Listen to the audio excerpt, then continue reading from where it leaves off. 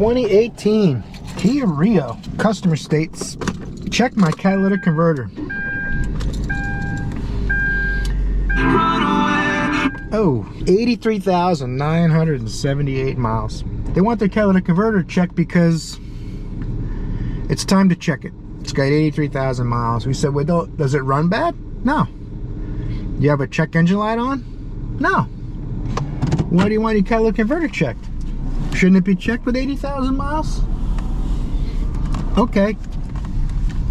1 hour labor, your catalytic converter is going to be checked. So I'm just going to pull it in, put my scanner on it, see if there's any pending codes. Maybe they just cleared them or something. We'll try to make sure. And then I'll take a look underneath, see if it's taken damage from a hit or something. Maybe they went over something. Not really sure. So we'll have to see. We'll figure it out. By the way, thanks for tuning in and making it work. I'm Jimmy. If it's your first time here, welcome. If you've been here before, man, I'm so glad you're back. Let's grab the scanner, see what we get. The clock and date is not correct. It is not Sunday. All right, we're going to take a look here using the old launch torque. See what it thinks about this. 2016. They told me up front it's a 2018, but it's a 2016. That's interesting in itself. I tend to defer to this launch torque instead of my snap-on scanner, just because it's wireless, and it does some things that I think a little better than the snap-on scanner. Although the snap-on dealer was trying to sell me a new scanner yesterday, and he said, luckily for me, if I wanted, I could, I don't have to worry about updates if I just buy the subscription. I said, how much is the subscription? He said, it's about $26. I said, a week or a month? He said, oh, a week. I said, okay. USA. I said, it's $26 a week for the subscription to the software, but that's not including a payment on the scanner. How much is the scanner? And it was about $6,000 for the scanner. And that's separate. The $6,000 for the scanner is separate for the subscription payment. So it'd be about $100 a week for the scanner and the subscription. Maybe $80 a week, I'm supposing, based on the 18% interest and stuff like that. So new scanner's a no-go. Not from Snap-on. I bought this launch scanner. Like told you, I said in earlier videos, but for people who haven't been here before, I paid $1,100, $1,075 for this launch torque on eBay from someone who bought it and didn't register it, and it's been working great. You know, it's not stolen or anything weird like that. It was a buyer with a lot of good feedback who bought a couple of different kinds of scanners and decided he wasn't going to use this one, so he resold it. And it's a few $100 less than they cost from people who are launch dealers. So I went ahead and jumped on it, and I don't regret it at all. It's been great. There's no codes in any of these modules, which makes it very strange that they want their... let's wait and see if this thing's gone through all the modules, because usually it'll... Yeah, it has. Very strange. Even if I go on an independent module, it says no codes. So what I'll do is I'll do a test of the converter, looking at the front and rear O2 sensors. They should mirror each other when the engine's cold and the converter's cold. Mostly it goes by temperature of the converter. And as the converter warms up and starts doing its job at about 2,000 RPM, the front O2 sensor should continue switching rapidly, and the rear O2 sensor should start to level off. Almost flatline. It will move, but not that much, because the converter will be working. It'll be burning off hydrocarbons and oxygen, and burning off the hydrocarbons, so that the rear O2 sensor barely sees anything happening as far as combustion gases. So that'll slow the rear O2 sensor down to show you that it's working. Let me find them sensors. O2 sensor. Bank 1, sensor 2. Bank 1, sensor 1. I'll start this thing up.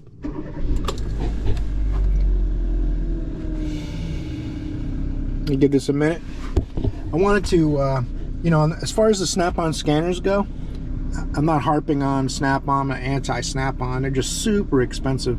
I do, honestly, if you can only afford one scan tool, then the Snap-on scanner is probably your best option. Or this launch torque has been a fantastic tool. much less expensive if you don't have the budget for the Snap-on scanner. I think this is the Launch is a great alternative.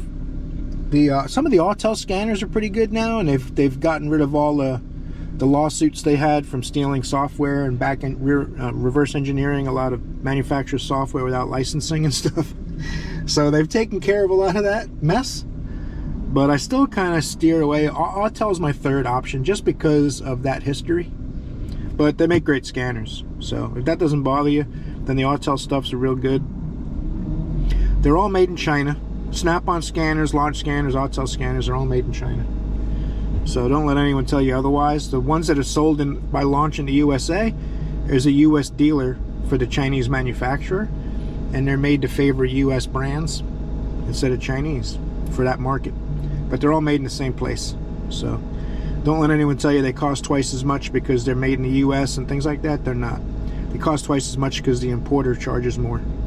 That's why they're cheaper to buy on forums like eBay and stuff like that, and Amazon or whatever. You will get better service from the US distributor for Launch, and they speak better English and all that kind of stuff. So I got this thing up at about 2,000 RPM. I'm waiting to see what's going to happen with my O2 sensors. Okay, rather than heaters, these are the actual O2 sensor.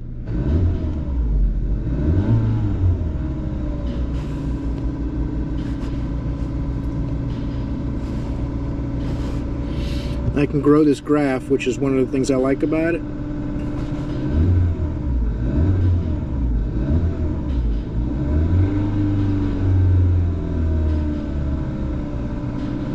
When you change the gas pedal position, hitting the gas and releasing, it will affect the rear O2 sensor more than if you're steady. So that's something to note. This is the downstream O2 sensor. It's actually more active than the upstream O2 sensor. But what's happening, I think, is the window is smaller, so it looks like it's making more of a change. No, this one is actually staying pretty steady, 1.5 volts. These are linear sensors, like air-fuel ratio sensors. I want to see the opposite. I want to see bank 1 upstream active and bank 1 downstream less active. This one's staying fairly steady. What I'm looking at here is the same sensors from earlier, which these are basically air-fuel ratio sensors. That's why they're not making the wild swings. It's correcting a lot in a much tighter window. It's a narrow band. No DTCs. Fuel adaptations are normal. So all of this looks normal. I'm going to lift it up and take a look. I don't see anything wrong with catalytic converter functions. It's not going to work like a conventional O2 sensor. If I'm correct about how this system works, I haven't looked in Identifix at theory of operation, so I may have to do that. But first I'm going to look underneath. Maybe they hit something in the road, and that's why they wanted it looked at, not because of a code. They said mileage is the reason they wanted to check, so that's kind of strange. Someone probably told them they might need a catalytic converter because they have 80,000 miles. I don't know. So before wasting any more time, I'm going to lift this thing up and take a peek underneath once it's in the air, and then I'll go into Identifix and see theory of operation, or if anyone's having problems with these cats, maybe that's why they're worried about it. Let's do that. Don't forget your VCI.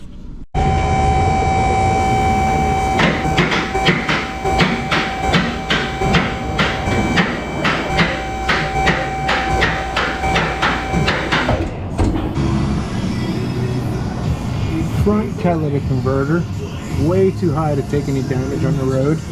Rear catalytic converter looks like it doesn't have any damage to it. Resonator, no damage. All the pipes look good. Rear muffler looks good. Very strange. Well, they have bottomed out a few times here, jumping curbs or something, but I don't see anything going wrong with this really. This is an unmonitored cat. There's no O2 sensor behind it. Only the front cat's monitored. It's got an O2 sensor behind it. So, alright. Looks like that the front air-fuel ratio sensor was changed. It looks newer than the rear one. Can you guys see that? It's way up there. So I'm going to say this catalytic converter test is complete unless they come up with some other reason for testing it.